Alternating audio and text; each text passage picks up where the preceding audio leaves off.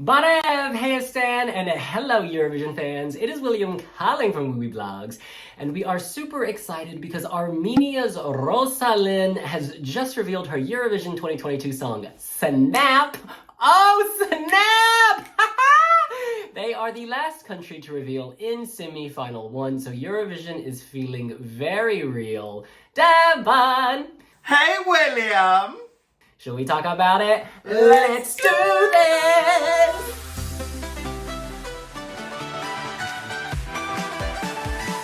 Y'all, I am super excited for many reasons. One of them being that Rosa Linn, she is part of Tamar Kaprelian's Nvak Collective. Tamar, of course, Eurovision 2015 alum, dear friend of wiwibloggs, former Deputy of Ratisil competitor. She loves Eurovision, and she has the Nvak Foundation. She nurtures young talent around the world and in Armenia, honey. And she works closely with Rosa Linn. I don't know why I keep rolling my R's. I'm in such a good mood. In any case, it is time to watch the official video and react. Just so you know, this is what Rosa Linn had to say about her song. I think we've all been at a snapping point where it felt like there's no way out and that the entire world is just crumbling down around you. You start questioning everything, including yourself. I have been there, and what I realized was that I had the strength to shape my reality. It just took getting out of my own way and finding inner peace. It's all about self-love and accepting that you are enough. Writing Snap was a form of therapy for me, and I hope that it can be that for others who are also going through hard times.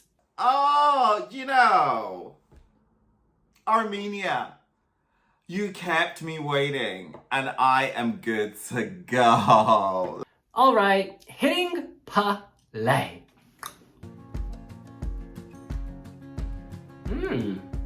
It's 4 a.m. I can't turn my head off. Oh, yeah. These memories will fade.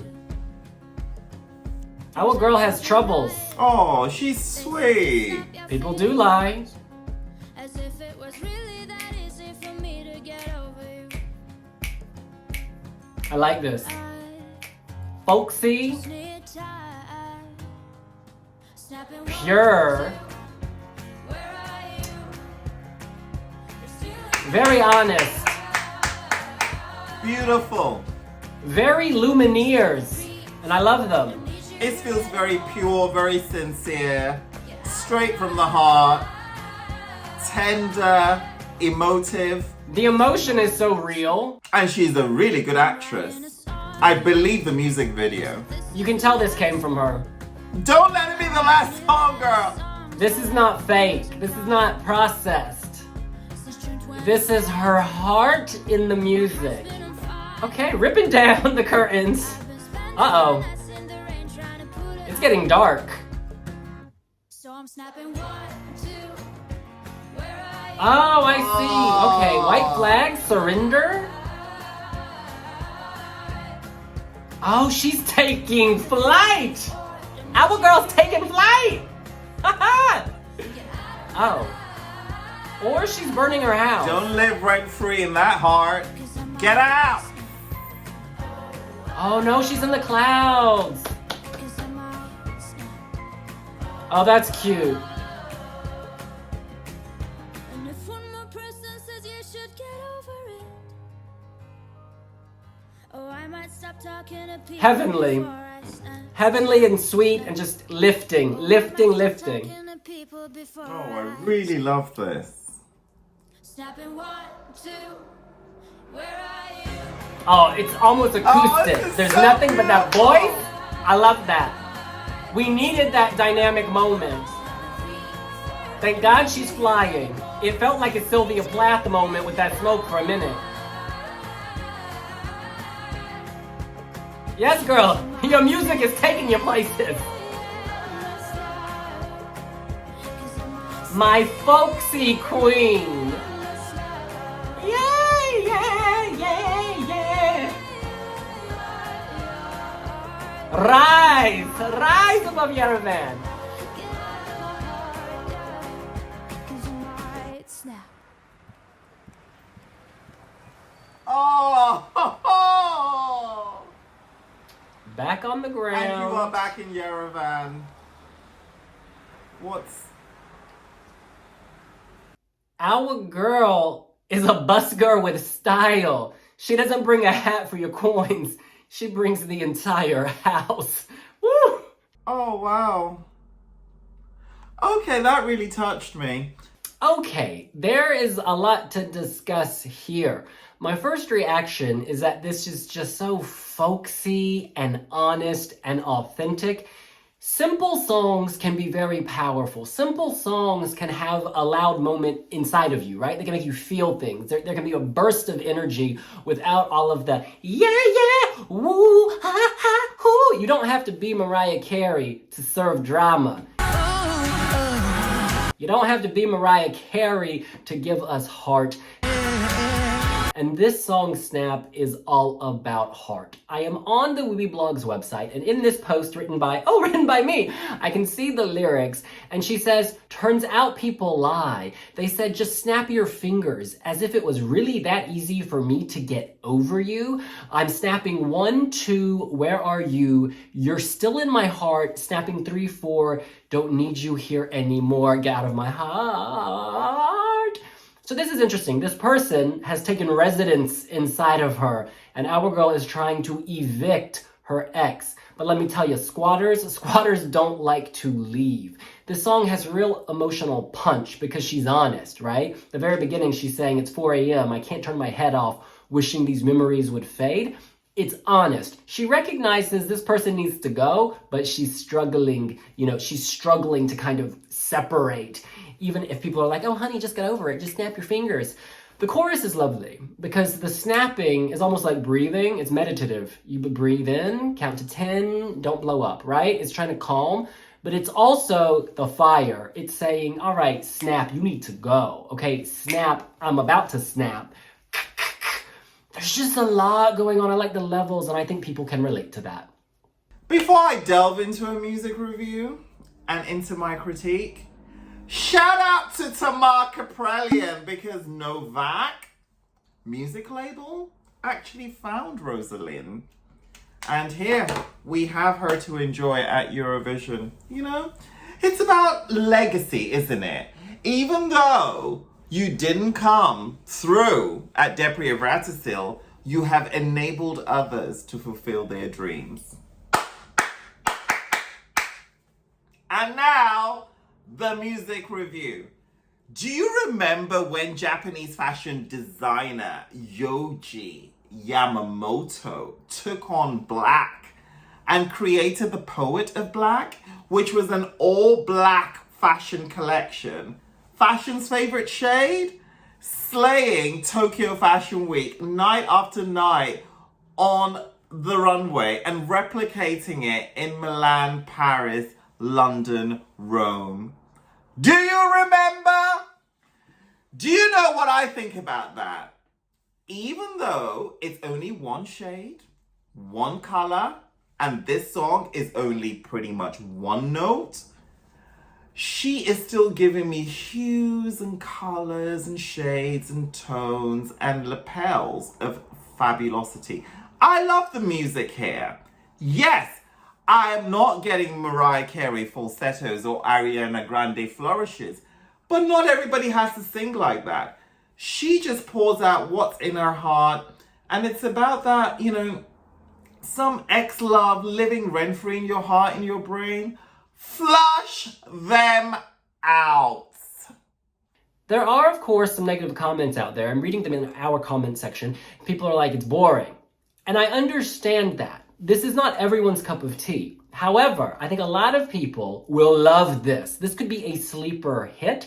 It's one of these things, right? It's like if you're in a particular mood and feeling pensive, contemplative, maybe you've suffered a loss recently, you're going through difficult times, whatever, this can speak to you. It's not going to speak to everybody, but that's okay. Songs don't have to speak to everybody instantly. They just have to touch lots of people so they vote and put you through to the final. I would say that semi-final 1 is wide open. Rosa Linn will be singing against Albania, Latvia, Switzerland, Slovenia, Bulgaria, Moldova, Ukraine, Lithuania, and the Netherlands. And in the second half, Norway, Portugal, Denmark, Austria, Croatia, Iceland, and Greece.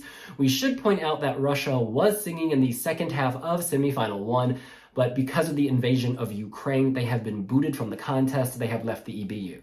I think this is going to stand out for a lot of reasons. One is the simplicity and purity. It reminds me of Tom Dice at Eurovision, was it 2010 for Belgium?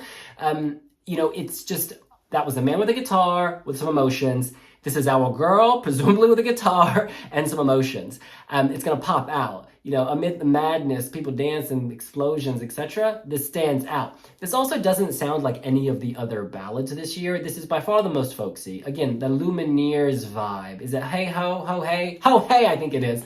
Is it hey ho? What is it? It is indeed ho hey, not hey ho. Forgive me, that is a rap song from my childhood. There's another great thing about this. This is not aiming for high budget. I mean, of course, if there is high budget, it will translate. But this can also work with very minimal staging, very minimal budget, and still have an impact. The impact here is in the lyrical composition, and it's in her vocal delivery. And just the sweet arrangement of the song. There's very little to dislike here. I think with some intimate staging, eyes, her on her guitar, people are going to be surprised, right? You don't think of this sort of country acoustic folk sound when you think of Armenia. I think at Eurovision, we tend to think of ethno-bops. Like, I think of Iveta Mukuchan and that love wave. I think of Emmy going boom, boom. I think of my girl with the apricot stone, Ava Rivas. Point of story is you don't think of this sound, and so I think that can catch a lot of people off guard in a good way. They'll be like, oh wow, this tender, sweet love letter. Well, it's not a love letter, pained love letter, letter of loss from Armenia. It'll be really gripping, really touching. And I like the way Armenia has played it. This is not Doom Tech Tech. What the heck? This is not even apricot stone. I know I've referenced 2 entries from 2 different countries here, but what I'm trying to say is that this is melancholic. This is heartwarming. This is lovely. Oh my God. Yeah, I'm so touched by this. Like, when this music video finished, a part of me is like, oh, I was journeying with you. And I want to see this track do well. Okay, they haven't gone for an Armenian sound this year, but this is international. And I think this is clever. I mean, there comes a point where, especially for Eurovision fans, we've heard it all before. Okay, another, duduk. No, we've had it before. Mix it up, Yeah, this is good. This is very international. This is very, very radio friendly. And this will not be challenging for her to perform because it's just about standing there and just emoting. All right, let's read some comments on the wiwibloggs website. This is Jimmy. I like it. I like the folk country vibe. The song's sounds, lyrics, storytelling, and relationship theme all remind me of Alanis Morissette. From the first line, it's 4 a.m., I can't turn my head off, to the use of the guitar and the stopping of the music before the last chorus.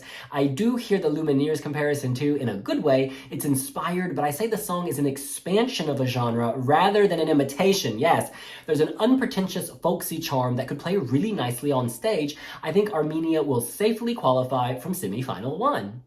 Colin says, this is quite cute, which is a nice surprise for Armenia, who usually prefer slick and energetic. It feels relaxing and personal. Could be a dark horse if that sweet vibe comes across on stage. I really like the music video too. The only issue might be that Croatia and Iceland are both trying to convey a similar pop folk vibe with their songs in the same half of the first semi. Rosa should go for a mix of melancholic and heartwarming for the staging to highlight how lovely the song is. Good luck. Yeah, I take these points. For me, of those songs, Croatia, Iceland, Armenia is the standout. Maybe because it almost feels like American to me, and I'm American, but it just feels, I don't know, it doesn't feel overproduced, overdone, it just feels to hit a sweet spot. And that's really challenging, right? Like when you read writing, some of the best writing is the writing that sounds the most simple, but like, you want it to feel carefree and as if there was no effort put into it. But there's a lot of work that goes behind all of that. And this is interesting, this song, because, well, clearly there were many hands on this. If you look at the songwriting team, it's got a lot of people. There's a lot going on, but it sounds smooth and easy. It was like it just No laxative needed. This just dropped, is what I'm trying to say. It's got that kind of vibe, and I love that. Etesech, Etesech writes, I just listened to it and I love the song. I was a bit concerned when I heard a snippet of the song as I felt it sounded childish, but now when the complete song's out, I was able to appreciate it properly, and it was way better than what I ended up expecting. On the other hand, as William pointed out, it gives big ho-hey vibes. I get it's not everyone's cup of tea, but at least it deserves to make the final. And intimate camera work and simple staging should be enough, and a crossover to the Billboard Hot 100. Okay, that's some love.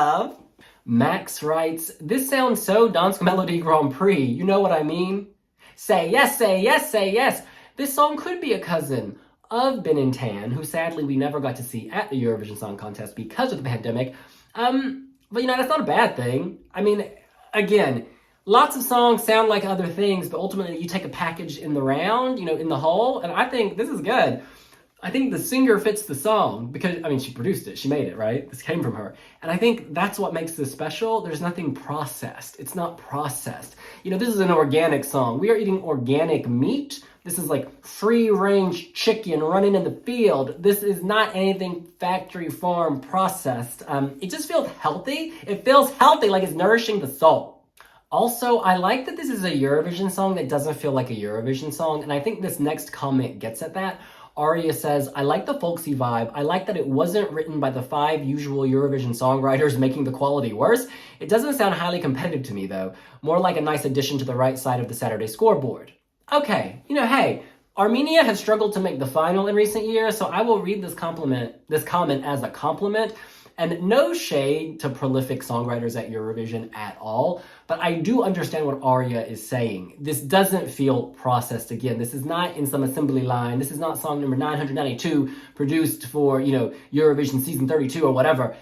It's like a song written and then it worked for Eurovision, is how I feel this has come to life. It doesn't feel calculated. It's not calculated, because calculated is cold, okay?